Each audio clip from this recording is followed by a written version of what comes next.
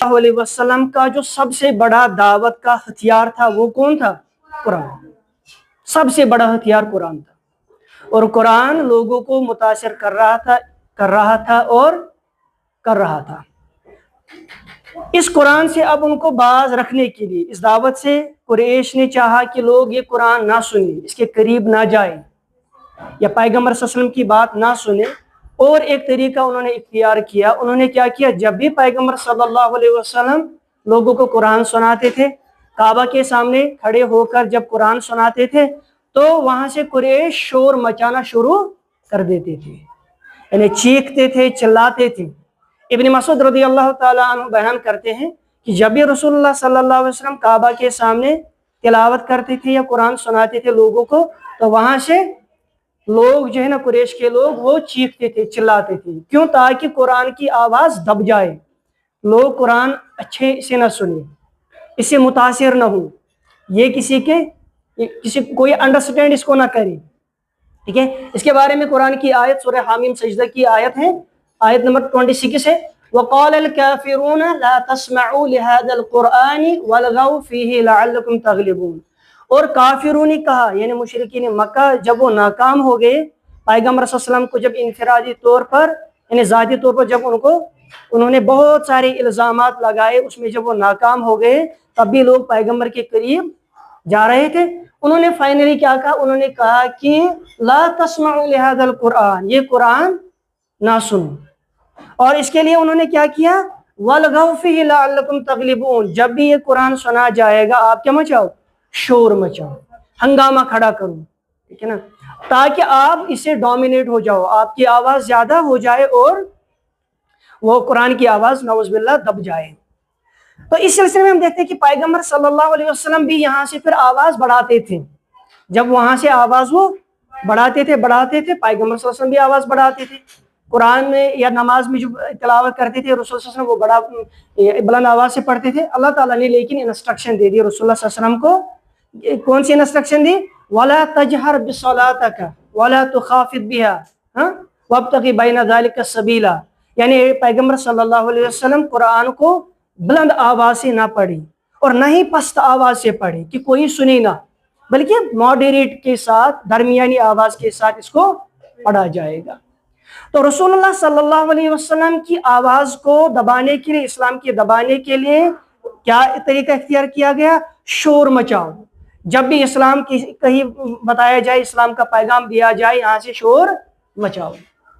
تو اس سلسلے میں ایک بار کیا ہوا، دار ارقم کا میں نے اس سے پہلے ذکر کیا تھا، دار ارقم کا جو رسول اللہ صلی اللہ علیہ وسلم کا وہ دور، جب پیغمبر صلی اللہ علیہ وسلم کے خفیہ دعوت کا دور تھا، یہ ہی وہ مدرسہ تھا جہاں رسول اللہ صلی اللہ علیہ وسلم اپنے صحابہ کو جمع کرتے تھے، ان کو قرآن سمجھاتے تھے، اسلام سمجھاتے تھے، اور یہ پہلا انسٹیٹیوشن تھا، پہلا سکول تھا جہاں رسول صلی اللہ علیہ وسلم نے لوگوں کو جمع کیا تھا۔ یہ صفا پہاڑی، اس کے بارے میں بولا، صفا پہاڑی کے دامن میں تھا، اور لوگ جو ہے نا یہ آبادی سے باہر تھا، اس لیے اس دور میں یہ بہترین ایک جگہ تھی جہاں صحابہ جمع ہو سکتے تھے۔ اس دار ارقم میں صحابہ جمع ہوتے ہیں، وہ کہتے ہیں آپس میں، کہتے ہیں کہ پیغمبر صلی اللہ علیہ وسلم واحد ہیں کہ جو لوگوں کو قرآن کی دعوت دیتے ہیں، قرآن سناتے ہیں، ہم میں سے کون ہے ایسا جو حرم کعبہ میں جائے اور لوگوں کو قرآن سنائے؟ آپس میں انہوں نے کہا۔ تو وہاں سے کھڑے ہوتے ہیں ابن مسعود رضی اللہ تعالی عنہ، عبداللہ ابن مسعود رضی اللہ تعالیٰ عنہ، اس کا ذکر اس سے پہلے بھی میں نے کیا۔ عبداللہ ابن مسعود رضی اللہ تعالیٰ عنہ کھڑے ہوتے ہیں، وہ کہتے ہیں کہ میں جاؤں گا حرم کعبہ میں، قرآن سناؤں گا، لوگوں کو خدا کا پیغام سناؤں گا۔ لیکن صحابہ کہتے ہیں آپ نہیں جائیے، کیونکہ آپ کے وہاں کوئی رشتہ دار نہیں ہے۔ یہ کہاں کا تھا؟ یہ یمن کا تھا۔ انہوں نے کہا کہ آپ اگر جاؤ گے وہاں پہ، آپ کو وہاں کوئی حمایت نہیں کرے گا، مدد نہیں کرے گا، تو وہاں قریش آپ کو اگر ماریں گے، پیٹیں گے، کچھ آپ کو وہاں سے یعنی آپ کو سہنا کچھ پڑے گا، تو آپ کو وہاں پہ کوئی مدد نہیں کرے گا، تو بہتر ہے کہ کوئی اور جائے گا۔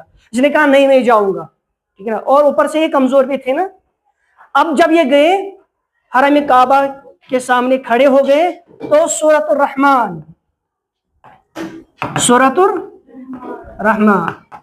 اس کی تلاوت انہوں نے شروع کی۔ جب یہ تلاوت کر رہے تھے الرحمن علم القرآن خلق الانسان، یہ تلاوت کر رہے تھے تو سارے لوگ، کیونکہ وہاں جمع تھے، قریش کے لوگ جمع تھے، کعبہ جو تھا نا یہ ایک سوشلائزنگ پلیس بھی تھی، یعنی سارے کام نپٹا کے لوگ وہیں پہ بیٹھتے تھے، آپس میں بیٹھتے تھے، مشورہ کرتے تھے، گپ شپ کرتے تھے اور جمع ہو جاتے تھے. تو قریش کے بڑے بڑے سردار وہاں جمع تھے. عبداللہ ابن مسعود کھڑے ہوتے خانہ کعبہ کے سامنے، تلاوت کرتے کس کی؟ سورۃ الرحمن. اور سارے لوگ حیران ہوتے ہیں قرآن کی بیوٹی دیکھ کر، قرآن کی مسیج دیکھ کر، اس کا سٹائل دیکھ کر، تجوید کے ساتھ جب اس نے پڑھا قرآن تو وہ بہت حیران ہو گئے اور اتنے اس کی یعنی انفلوئنس ہو گئے اس سے کہ وہ اس کی تعریفیں کرنے لگ گئے. لیکن اس میں سے ایک بندہ کھڑا ہو گیا، انہوں نے کہا کہ ارے یہ تو وہی کلام ہے جو کلام کس پہ نازل ہوا؟ محمد صلی اللہ علیہ وسلم کے اوپر نازل ہوا. وہ تو اسی کی میسج دے رہا ہے لوگوں کو، اسی کی دعوت دے رہا ہے لوگوں. بس اتنا کہنا تھا تو لوگ اب ٹوٹ پڑتے ہیں کس پہ؟ عبداللہ ابن مسعود رضی اللہ تعالیٰ عنہ. عبداللہ ابن مسعود کو تب تک نہیں چھوڑتے ہیں جب تک وہ زخمی نہ ہوتے. اب زخمی حالت میں واپس آتے ہیں عبداللہ ابن مسعود کہاں؟ اپنے ساتھیوں کے درمیان. ساتھی کہتے ہیں ان کو کہ ہم نے پہلے ہی آپ کو بولا تھا کہ آپ ادھر نہ جائیں. اس نے کہا لیکن واپس بہترین جواب دیا، قسم ہے خدا کی میں نے قریش مکہ کو آج اتنا حقیر نہیں سمجھا، یعنی اتنا حقیر کبھی نہیں سمجھا جتنا مجھے آج وہ حقیر لگ رہے. I will do it again tomorrow. مجھے دوبارہ جانے دو، میں دوبارہ جاؤں گا اور وہاں ان کے سامنے قرآن کی تلاوت یا قرآن کا پیغام رکھوں. انہوں نے کہا کہ نہیں، آپ نے اپنا فرض ادا کر دیا. یعنی ان کا منصوبہ تھا، ان کا طریقہ تھا، جب بھی قرآن سنایا جائے، پیغمبر کی زبان سے قرآن نکلے تو ایک ہی طریقہ ہے، ہم کیا کریں گے؟ شور مچائیں گے، آوازیں نکالیں گے تاکہ آواز جو ہے قرآن کی آواز جو ہے نا یہ دب جائے، لوگ اس کو سمجھے نہ، سنے نہ اور اس کے اوپر اس کی طرف وہ دھیان نہ دے. اس سے اگلا سٹیپ انہوں نے اور ایک اٹھایا. اگلا سٹیپ کیا اٹھایا؟ دے آرگنائزڈ ڈفرینٹ کلچرل ایونٹس. ٹھیک ہے نا؟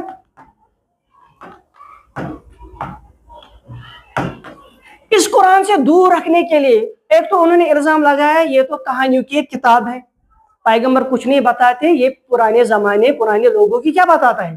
کہانیاں بتاتا ہے، اس میں قصے ہیں، اس میں کہانیاں ہیں. تو انہوں نے اس کو فیبلز یا سٹوریز کی ایک بک قرار دیا تھا. ٹھیک ہے، لیکن انہوں نے اب کیا کیا، اس قرآن کا اثر لوگوں کو کم ہو جائے، انہوں نے کیا کیا؟ کلچرل ایونٹس کا انعقاد کیا، کلچرل پروگرامز کا انعقاد کیا، لوگوں کو انٹرٹین کرانا، لوگوں کو گیمز کی طرف لے جانا. گیم کسی حد تک صحیح ہے، درست ہے، لیکن یہ کسی حد تک ہے.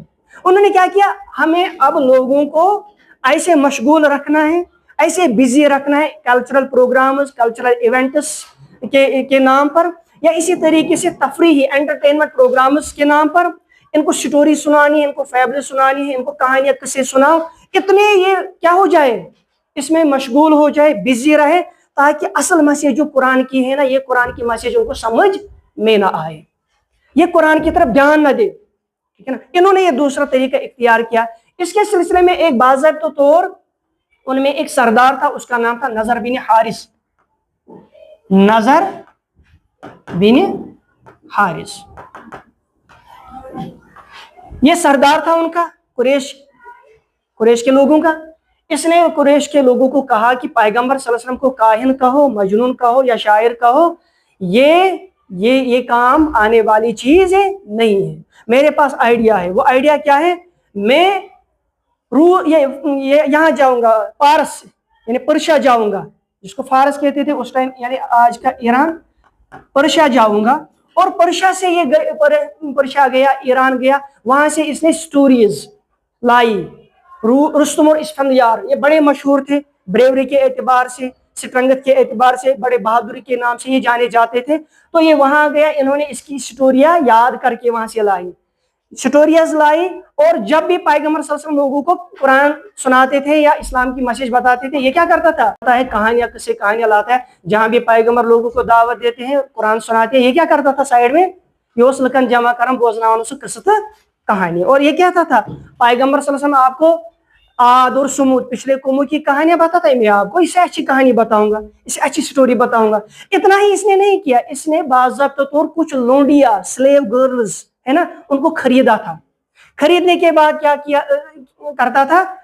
جس کو بھی لگتا تھا کہ یہ انفلوئنس ہوتا ہے اسلام کی میسج سے، कुरान से इन्फ्लुएंस होता है, फिर इनको ये गाइड किया इसलिए था कि तुझे तमिस अटैक करूँ, तुझे तमिस करीब गसुन, और उसके करीब जाओ, उसको खिलाओ पिलाओ, उसको अपने अपने आप से अट्रैक्ट करो, ताकि तमिस रोज न मोल कमियो कुरान कुरान की तवज्जो से वो। और सबसे बड़ा मुश्किल, मैं कहता हूँ आप लोगों की भी मेरे पास एक नसीहत, सबसे बड़ा मुश्किल मरहला, और शराब उतनी डिस्ट्रक्शन नहीं लाता है जितनी डिस्ट्रक्शन अपोजिट जेंडर की अट्रैक्शन एक इंसान के लिए लाता है। ये कहीं का नहीं इंसान को छोड़ता है, वो एक लिमिटेड हद तक जाएगा, लेकिन कम से कम ये जो है ना, ये एक इंसान को अपने मकसद से हटाता है। जिंदगी का अहम जो संजीदा मसाइल होते हैं ना, संजीदा मसाइल, इस संजीदगी से इसको महरूम कर देता है, ठीक है ना। तो इसने ऐसा ही किया, क्या किया, ये जाता था, और जिसको भी लगा कि ये इस्लाम से इन्फ्लुएंस होता है, जैसे आजकल होता है ना, आजकल होता है कल्चरल प्रोग्राम्स के इवेंट पे, लड़की को नचाओ, इसको सबके सामने नचाओ, ताकि सारे जहन है ना इसकी तरफ जाए, दिल जो है इसकी तरफ जाए, और असल जिंदगी जो है ना, असल मकसद जो है ना, वो इससे भूल जाए। होता है आजकल, आप मुझे पता, जितने भी इवेंट्स होते हैं ना आजकल, या गेम्स जो होते हैं ना, उनका एक मकसद भी होना चाहिए ना, कोई ऐसा मकसद कि इमकरन एक इंसान जिंदगी इस बारस में क्या संजीद बनावन, शऊरी तौर बनाना क्या बेदार, लेकिन वहां ऐसा नहीं होता है। वहां हम देखते हैं कि उसको जिंदगी का मकसद भी याद नहीं रहता है, ऐसे ऐसे मसाइल जो जिंदगी के मसाइल हैं, उन मसाइल से ये दूर हो जाता है। इसीलिए कुरान में आया है, एक आयत है सूरह लुक़मान में, अल्लाह ताला इरशाद है, वमिनन नासि मन यत्तखिदु लहवल हदीस लियुदिल्ला अन सबीलिल्लाह, लोगों में कुछ लोग ऐसे हैं जो लहवल हदीस खरीदते हैं, यानी ऐसी ही किस्से कहानियां, ऐसी स्टोरियां, ऐसी ही कहानियां लाते हैं, लोगों को सुनाते हैं, दिल लुभाने की बातें बताते हैं, ठीक है ना, ताकि वो अल्लाह के दीन से लोगों को भटकाए। लेकिन अल्लाह ने कहा उलाइका लहुम अज़ाबुन मुहीन, इनके लिए जो ऐसा तरीका इख्तियार करेगा उनके लिए जिल्लत आमेज अजाब है, ठीक है ना। आज के दौर में हम कैसे खरीदते हैं, हम भी खरीदते हैं। नेटफ्लिक्स पे जाओ, सब्सक्रिप्शन लो और देखो कल्चरल इवेंट्स और एंटरटेनमेंट के नाम पर जो कुछ हम वहां पे देखते हैं, हम सोल्ड करते, खरीदते हैं वहां से, और अपना जो असल दीन है, कुरान है, ये मैंने असर करन, मैंने वो टू मच एंटरटेनमेंट हार्ट, ये बात याद रखें, जितना ज्यादा आप एंटरटेनमेंट करोगे, जितना आपको हंसी मजाक में उलझाए रखा जाएगा, आपका दिल जो है ना वो मुर्दा हो जाएगा, आपका दिल असर नसीहत कबूल नहीं करेगा। कुरान का असर इसलिए कम है, इस्लाम का असर इसलिए हमारे यहाँ नहीं होता है, क्योंकि हमारे यहाँ एक ऐसा यानी ऐसा तरीका इख्तियार किया गया है कि यम असने हुक ज्यादा, ठीक है ना, व्लॉग्स बनाते हैं, हंसी मजाक ज्यादा करना हो, ताकि यूं दिल यूं सु करने पर इस्लाम असर कबूल। तो यही तरीका जो था ना, ये